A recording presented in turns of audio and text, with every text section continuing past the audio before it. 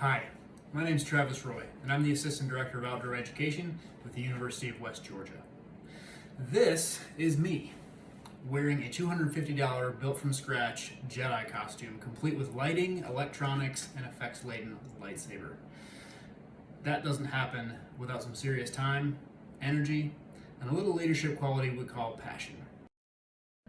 We throw the word passion around during interviews, but what is it really?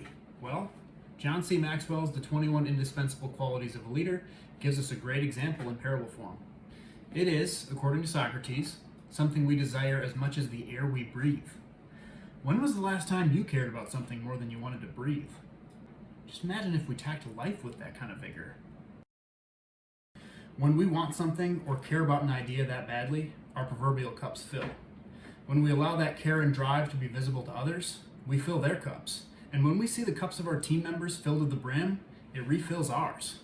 This cycle of life-giving passion is contagious and elevates the ability of teams to accomplish their goals at an incredible level. In my role in outdoor and experiential education here at West Georgia, I get to watch students try things they never dreamed of, and then watch as their life trajectory begins to change right before my eyes. I once led a student rock climbing trip to Palisade Head of Lake Superior.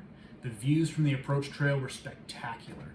Waves crashing up against towering cliff faces as we walked along the top edge, the wet, cool winds whipping through the pines, and a blue horizon as far as we could see. Students were psyched. But as we set our gear down at our destination, there was one student not sharing the vibe. I noticed it, kept a distant tab on her as we got set up, then we went through an orientation and began to climb. One by one, I lowered each student down toward the crashing waves below, then cheered them on as they climbed back out. Finally, came time for the last student, and she absolutely refused to do it. Terrified of heights, and there was no way I was going to convince her to try.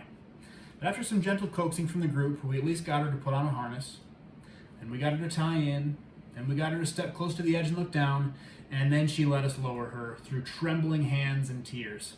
And finally, we all watched and cheered like a riot as she fought her way back out into the top. She was on cloud nine, couldn't stop talking about what a personal victory that had been for her, but there was something that really stuck out to me, and that changed my perspective on what I do.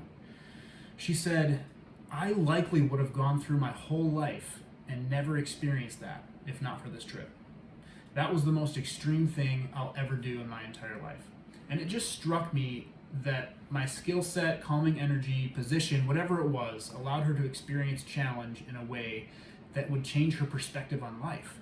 She now knows she can do more than she thought she could, and that matters.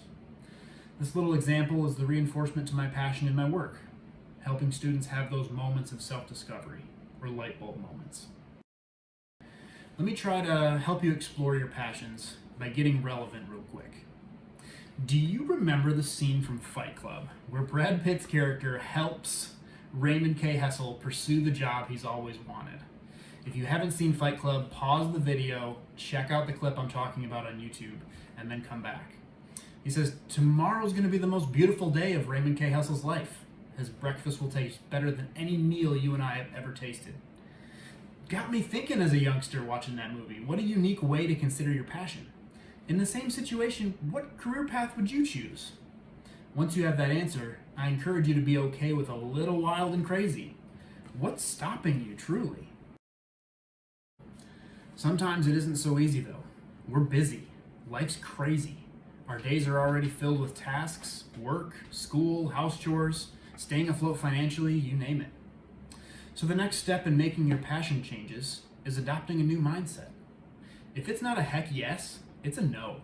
Stop saying yes to everyone and taking on new responsibilities. Only say yes to the things you really care about. Free up some time for you to be still and fulfilled, not busy and stressed. As we part ways, I hope you can reflect back on the most important parts of this presentation. First, find the thing that you desire more than breath in your lungs. Second, be open to the radical changes you have and give yourself permission to capitalize on those passions.